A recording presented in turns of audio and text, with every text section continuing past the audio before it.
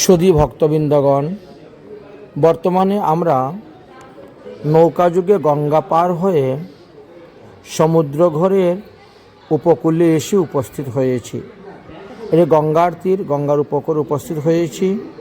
সেখান থেকে পায়ে হেঁটে এসে একটা খেলার মাঠে আমরা বসেছি।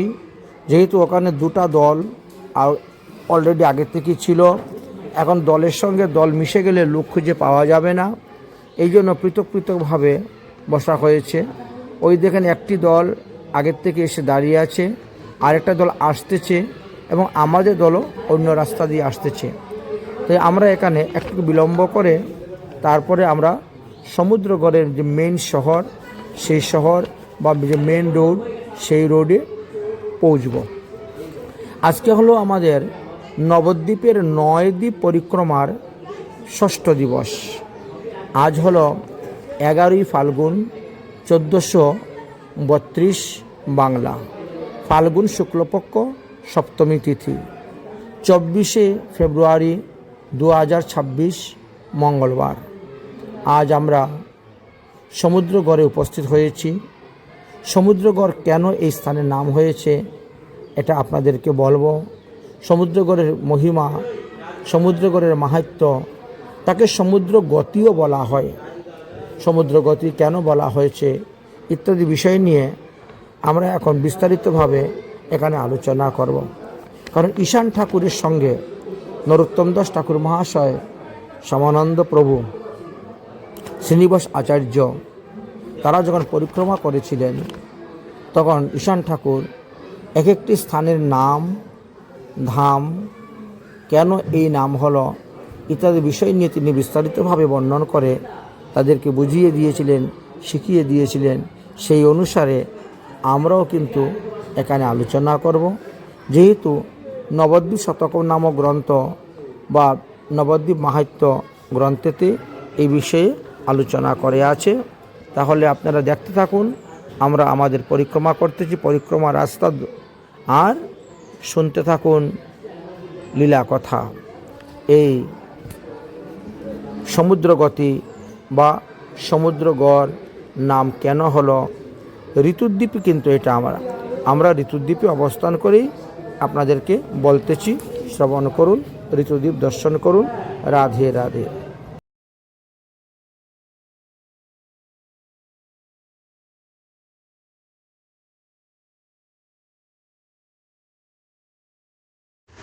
সমুদ্রঘর গ্রামের নিকট গিয়া কয়, দেখো শিবাস এই সমুদ্রঘর হয়।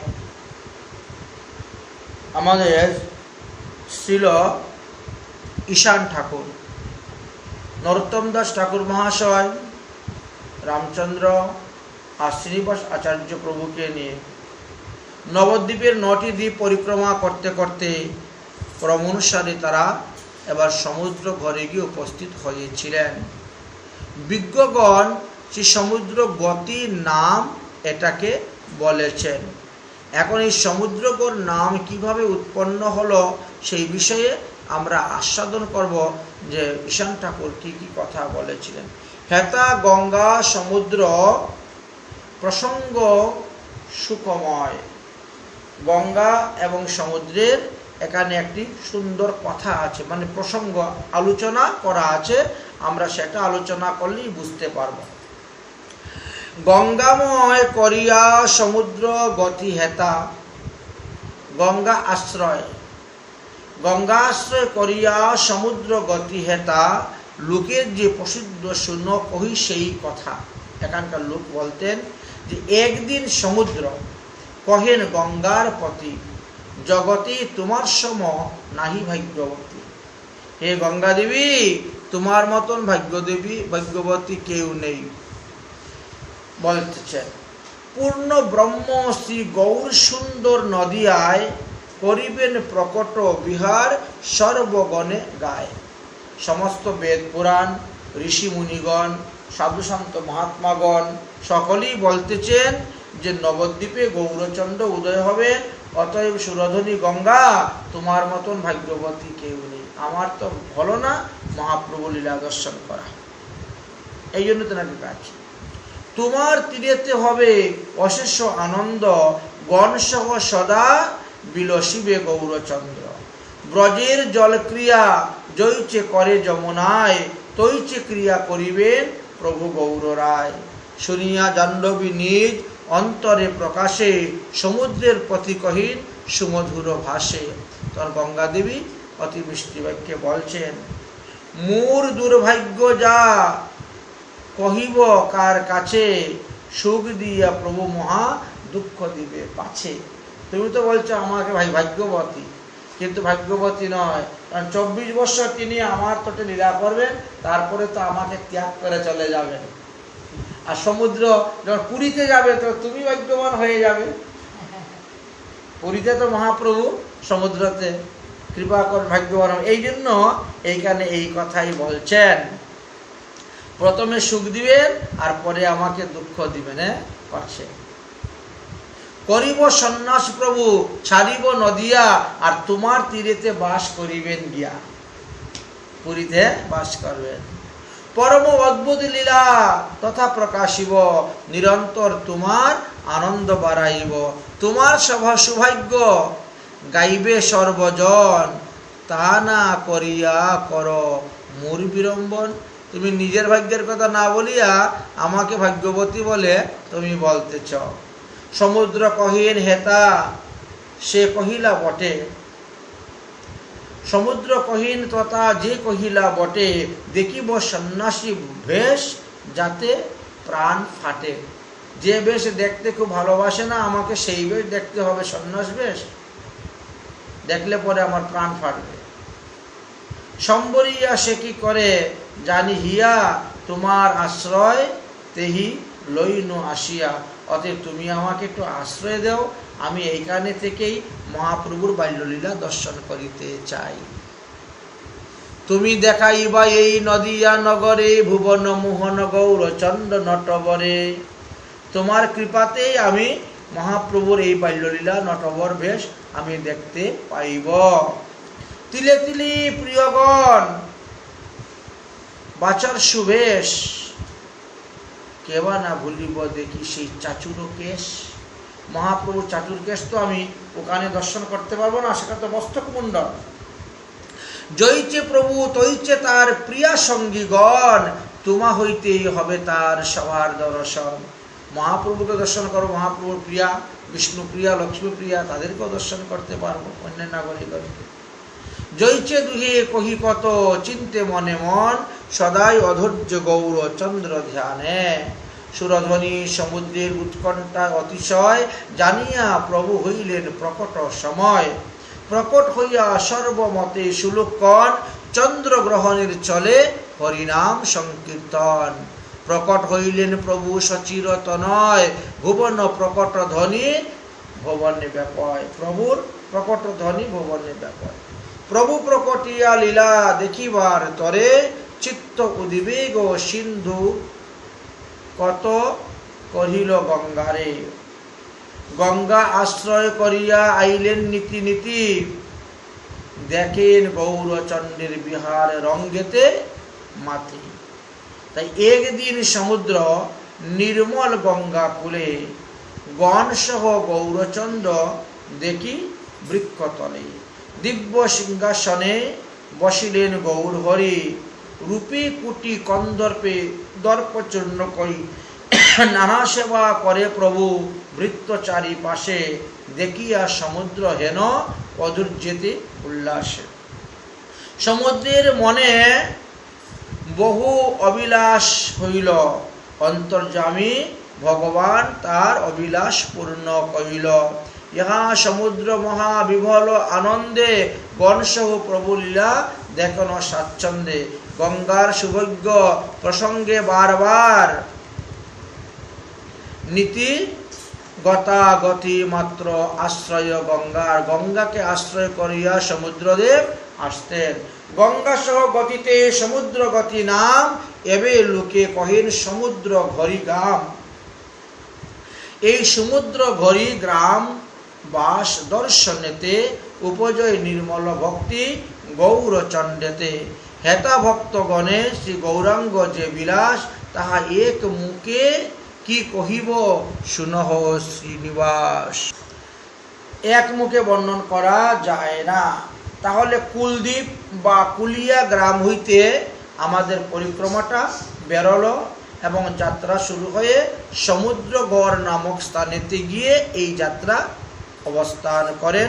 সেখানে এক রাত্রি বিশ্রাম করা হয়। গঙ্গার তীরবর্তী এই সমুদ্রগড় স্থান।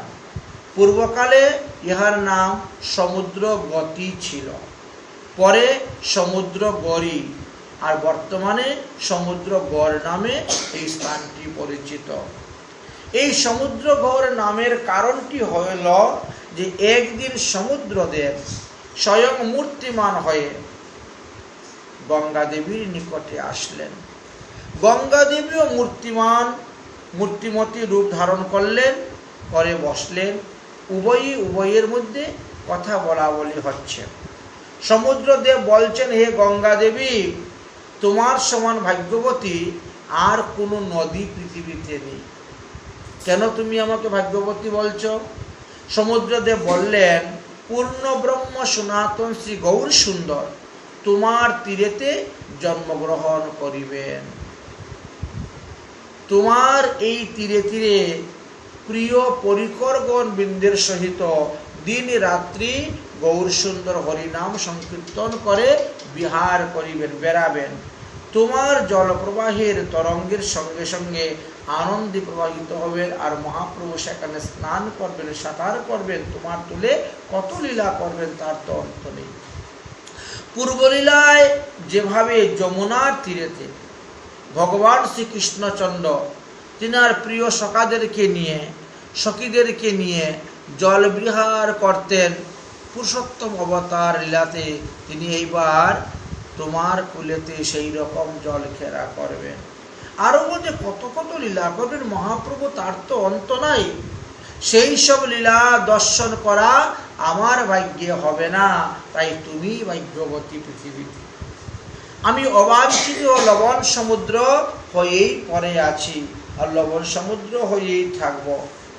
সমুদ্র দেবীর কথা শুনে মা জাহ্নবা মানে গঙ্গা দেবী বললেন, হে সমুদ্রদেব, তুমি দুর্বল বস্তু পেয়ে চিরতরে হারানোর চাইতে না পাওয়ার ব্যথা অনেক কম।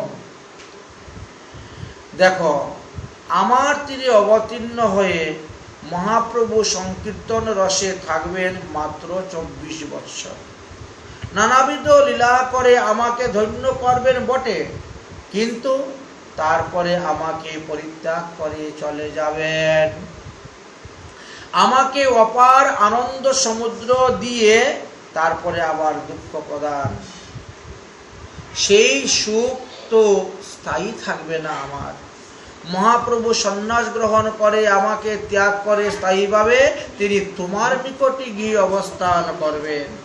শাস্ত্রে সেই সব লীলা কথা পূর্ব থেকে উল্লেখ করা হয়ে আছে। এমন অদ্ভুত অদ্ভুত লীলা গোবিন্দ সেই সমুদ্রেতে করবেন। অতএব সে তিনার কৃপায় এই সমুদ্রদেব তুমি মহাতীর্থ হইবে, জগৎবাসীর কাছে তুমি মহাতীর্থ নামে অভিহিত হইবে। তাই বলি সমুদ্রদেব, তুমিও ভাগ্যবান, তুমিও ভাগ্যবান। তোমার সৌভাগ্য এবং সুকৃতির কাছে আমার ভাগ্যের তুলনা হয় না। মা গঙ্গা দেবীর এইরূপ আক্ষেপ বাক্য শ্রবণ করত সমুদ্রদেব বললেন, হে দেবী, তুমি যা বলেছ তা সত্য বটে, কিন্তু মহাপ্রভুর বাল্যলীলা তো আমি দর্শন করতে পারবো না। শ্রীমৎ মহাপ্রভু আমার তীরে নীরে বিহার করবেন বটে, কিন্তু সেটা থাকবে সন্ন্যাস বেশ, সন্ন্যাস আশ্রম। ভুবন মোহন নটবর বেশ, যে বেশ নয়নে হেরে উল্লাসিত ভক্তগণ কীর্তন ছলে বর্ণন করে গিয়েছেন। ধবল পাটের জুর পড়েছে, রাঙ্গা রাঙ্গা পার পড়েছে, চরণ পরে দুলে যাচ্ছে চুকাগু, বা কমল সোনার নপুর, বেজে যায় মধুর মধুর, রূপ দেখিতে ভুবন মোরচাগু। এই নটবর বেশ মহাপ্রভুর আমি তো দেখতে পাবো না। এটা যারা সেই রকম সাধন ভজন করছে, আরাধনা করছে, তারাই দেখতে পারবে। প্রত্যেকের ঘরে ঘরে তারা আরাধ্য ভগবান আরাধনার তারা জন্মগ্রহণ করবেন, অবতীর্ণ হবেন। এই নাগর শিরোমণির রূপে সবার ঘরে ঘরে সেবিত হবেন এই বিগ্রহ। আর সন্ন্যাসরূপী বিগ্রহকে কেউ উপাসনা করবে না। আর প্রিয় প্রভু সেই বিশ্বমোহিনী রূপমাধুরী দর্শনের জন্য আমার অভিলাষ, আমার মন প্রাণ সর্বত ব্যাকুলিত হইতেছে। তাই বলছি, হে গঙ্গা দেবী, আমি তোমার নিকটে আশ্রয় চাচ্ছি, তুমি আমাকে আশ্রয় দাও। আমি তোমার নিকটে থেকে আমি মহাপ্রভুর বাল্যলীলা দর্শন করব। ভক্ত বৈষ্ণবদের সঙ্গে ও আশ্রয় ছাড়া ভগবানের দর্শন মাধুর্য আস্বাদন সম্ভব হয় না। তাই প্রিয় ভক্ত মহাপ্রভুর দীর্ঘ দীর্ঘ সুচারু কেশ সুবর্ণ চাপা কুন্দ ফুলের মালা দিয়ে সাজানো সেই বেশ তো আমি দেখতে পাবো না। মহাপ্রভু প্রিয় ভক্তগণ তিনাকে যে সাজাইবেন, তার ভক্তগণ মাল্যচন্দনে বিভূষিত হয়ে সঙ্গে কত রঙ্গে কীর্তন করে বিহরবেন। কত রঙ্গে বিহর হে, সেই ভুবন সুন্দর রূপ দর্শন লালসা নিয়ে আমি অপেক্ষায় রইলাম। হে গঙ্গা দেবী, তুমি আমাকে একটু আশ্রয় দাও, আমি সেই রূপ দর্শন করতে চাই। এই সব কথা যখন কথোপকথন হইতেছে, উভয়ের মনের কথা উভয়কে প্রকাশ করে বলতেছেন। মনে প্রাণে গৌরাঙ্গ দেবের জন্য তারা বিষম আকুলিত হয়ে উঠেছেন এবং মহাপ্রভুকে দর্শনের উৎকণ্ঠা তাদের বৃদ্ধি হতে শুরু হলো। এমন সময় মহাপ্রভু আবির্ভাব কাল সমাগত হলো। ফাল্গুন পূর্ণিমায় নবদ্বীপ চন্দ্রের আবির্ভাব হলো, আমরা সবাই জানি। শচী জগন্নাথ মিশ্রের ঘরে তিনি আবির্ভাব হয়েছিলেন। চন্দ্রগ্রহণের হেতু সারা নবদ্বীপ তখন হরিনামে মুখরিত হয়ে উঠেছিল। চন্দ্রগ্রহণ উপলক্ষে সবাই হরিবোল হরিবোল বলতে বলতে তারা গঙ্গা স্নানে যাচ্ছিলেন, কেউ গঙ্গা স্নান থেকে ফিরে আসছিলেন। আর সেই সময়ে হরিনামের মধ্যেই মহাপ্রভু আবির্ভূত হয়েছিলেন শ্রী গৌরাঙ্গ গৌর হরি রূপে। তার কিশোর বয়সে হরিনাম সংকীর্তনের বিহার লীলা আরম্ভ করেন। নবদ্বীপের গঙ্গা তীরে সেই সংকীর্তন বিহারী রূপ দেখাবার জন্য সমুদ্রদেব প্রতিদিন গঙ্গা সাগর সঙ্গম স্থল হইতে জোয়ার গতি দিয়ে যাতায়াত করতেন। এই জন্য গঙ্গায় জোয়ার ভাটা হয়ে থাকে। সমুদ্রদেব মহাপ্রভুকে দর্শন করার জন্য আসতেন, আর এইভাবে জোয়ার ভাটার কারণটি ছিল অন্তর্যামী শ্রী গৌর সুন্দর ভক্তবাঞ্ছা পূরণের জন্য নবদ্বীপের অনতি দূরে সমুদ্র গর্বা সুরধ্বনি গঙ্গার তটেতে তিনি সুবিশাল সুমনোহর বৃক্ষতলে উপনীত হলেন। পূর্ণ পৃষ্ঠ আকৃতি ভূমির উপরে দিব্য সিংহাসন, অনন্ত রূপধাম শ্রী গৌরহরি গিয়ে বসলেন সেই সিংহাসনে। মহাপ্রভুর বাম পাশে গৌরগত প্রাণ গদাধর পণ্ডিত গিয়ে বসলেন।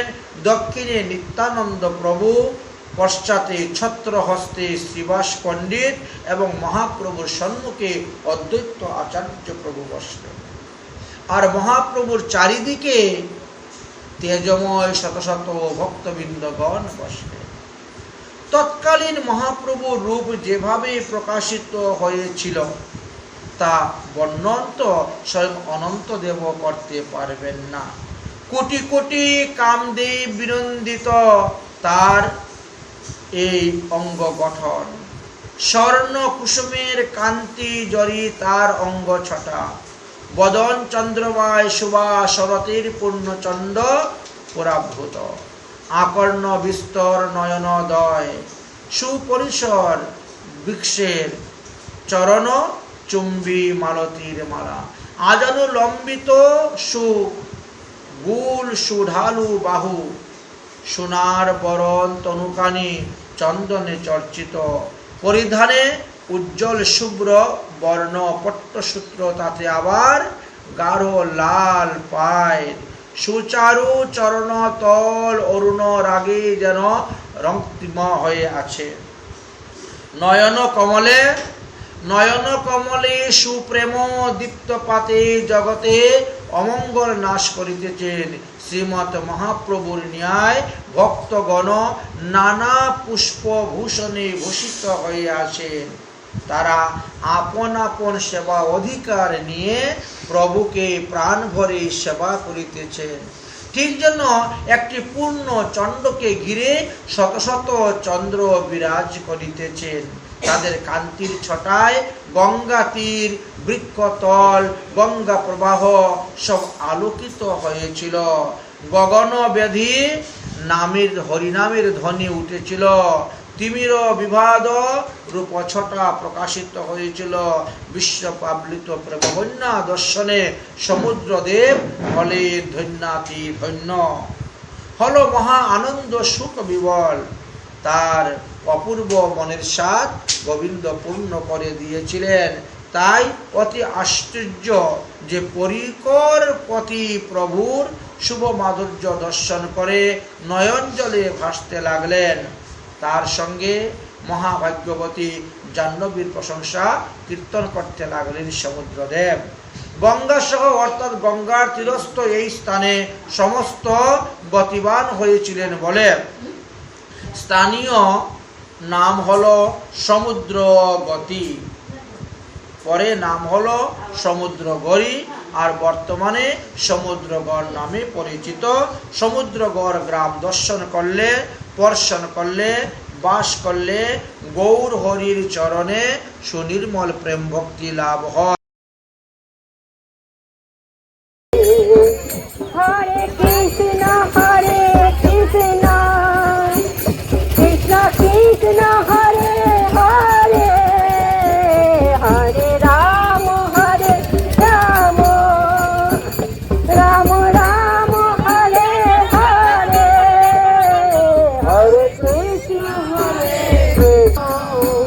কৃষ্ণ কৃষ্ণ হরে হরে, হরে রাম রাম রাম রাম হরে হরে। জয় নিতাই নিতাই গৌর হরি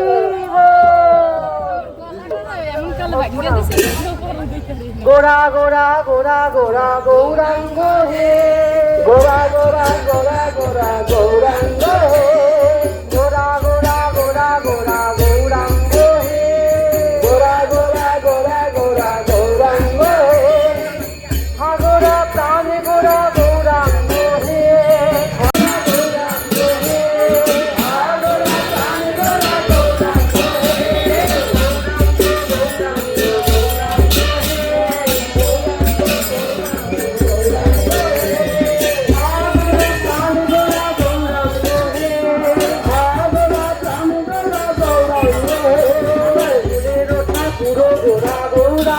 হে,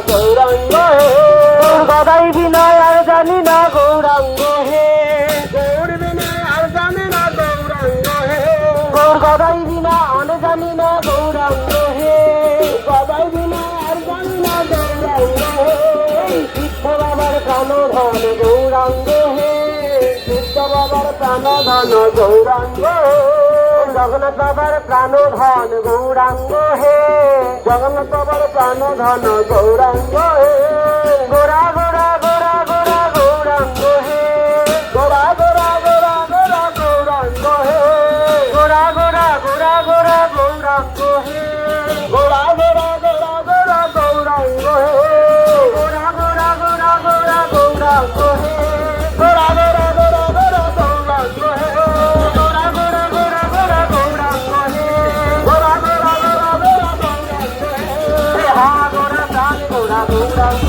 হে, হা গোরা প্রাণ গোরা গৌরাঙ্গ হে, হা গোরা প্রাণ গোরা গৌরাঙ্গ হে, আগরা প্রাণ গোরা গৌরাঙ্গ গৌরাঙ্গ হে প্রাণ গৌরাঙ্গ হে গৌরাঙ্গ হে প্রাণ গৌরাঙ্গ গৌরাঙ্গ হে প্রাণ গৌরাঙ্গ হে গৌরাঙ্গ হে প্রাণ গৌরাঙ্গ হে গৌরাঙ্গ হে প্রাণ গৌরাঙ্গ হে গৌরাঙ্গ হে প্রাণ গৌরাঙ্গ হে গৌরাঙ্গ হে প্রাণ গৌরাঙ্গ হে গৌরাঙ্গ হে প্রাণ গৌরাঙ্গ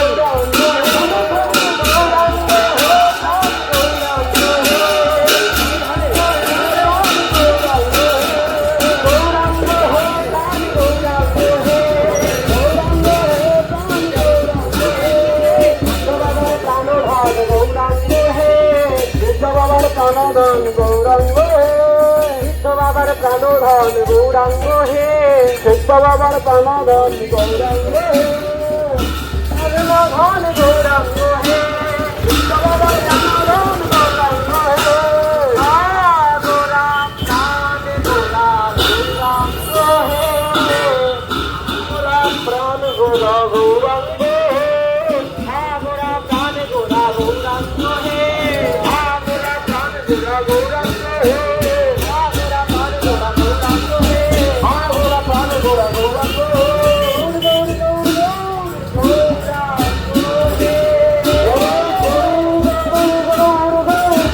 গৌরাঙ্গ হে মণি গোরা গৌরাঙ্গ হে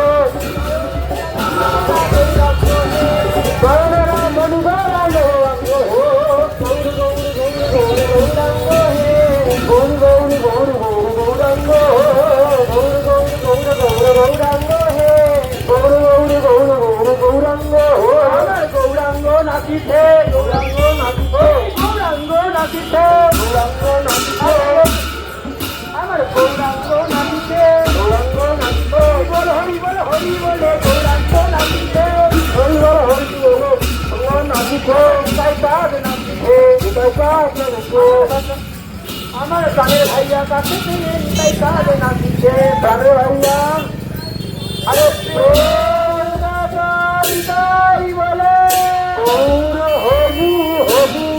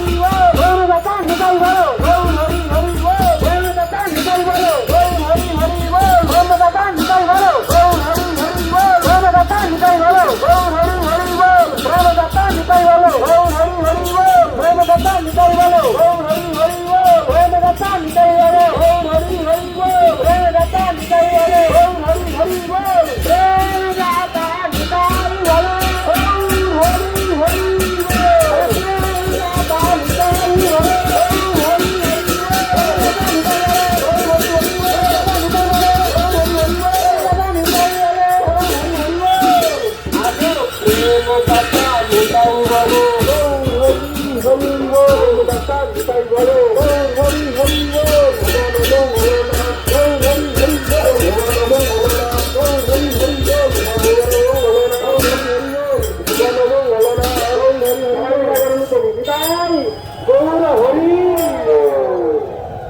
নিতাই গৌরাঙ্গ নিতাই গৌরাঙ্গ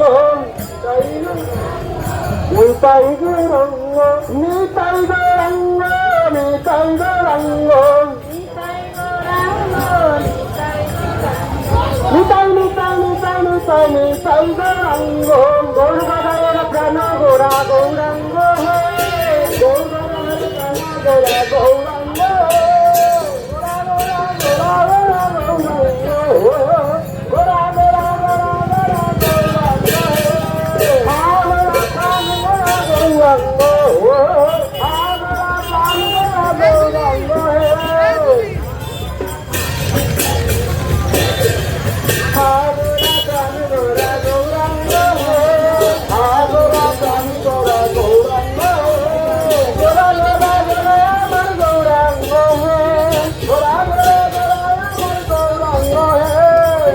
গোরা গোরা আমার গৌরাঙ্গ হে গোরা গোরা গোরা আমার গৌরাঙ্গ হে সতী মায়ের দুলালিয়া গৌরাঙ্গ হে সতী মায়ের দুলালিয়া গৌরাঙ্গ হে গোরা গোরা গোরা আমার গৌরাঙ্গ হে গোরা গোরা গোরা আমার গৌরাঙ্গ হে আগরা প্রাণ গোরা গৌরাঙ্গ হে আগরা প্রাণ গোরা গৌরাঙ্গ হে গোরা গোরা গোরা আমার গৌরাঙ্গ হে গোরা গোরা গোরা আমার গৌরাঙ্গ হে গোরাই আমার গৌরাঙ্গ হে গোরা গোরা গোরা আমার গৌরাঙ্গ হে কৃষ্ণ প্রিয়ার বিজয় বল্লভ গৌরাঙ্গ হে কৃষ্ণ প্রিয়ার বিজয় বল্লভ গৌরাঙ্গ হে কৃষ্ণ প্রিয়ার বিজয় বল্লভ গৌরাঙ্গ হে কৃষ্ণ প্রিয়ার বিজয় বল্লভ গৌরে গোরা গোরা গোরাই আমার গৌরাঙ্গ হে গোরা গোরা গোরাই আমার গৌরাঙ্গ হে নিত্যানন্দের প্রাণনাথ গৌরাঙ্গ হে নিত্যানন্দের প্রাণনাথ গৌরাঙ্গ হে গোরা গোরা গোরাই আমার গৌরাঙ্গ হে গোরা গোরা গোরাই আমার গৌরাঙ্গ হে